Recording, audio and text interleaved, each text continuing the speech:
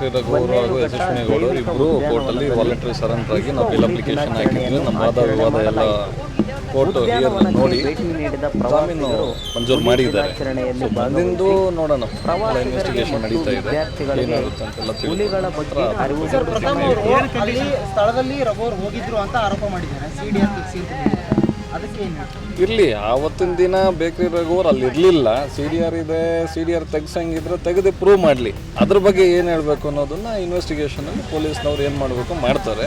ಅದ್ರ ಬಗ್ಗೆ ಪ್ರತಿಕ್ರಿಯೆ ಕೂಡ ಸರ್, ಕಂಡೀಷನ್ಸು ಪ್ರತಿ ಭಾನುವಾರ ಬೆಳಗ್ಗೆ ಬಂದು ಸ್ಟೇಷನ್ನಲ್ಲಿ ಇನ್ವೆಸ್ಟಿಗೇಷನ್ ಕೋಪ್ರೇಟ್ ಮಾಡಬೇಕು, ಹಾಜರಾಗಿ ಅಟೆಂಡೆನ್ಸ್ ಮಾರ್ಕ್ ಮಾಡಬೇಕು ಅಂತ ಮಾಡಿದ್ದಾರೆ.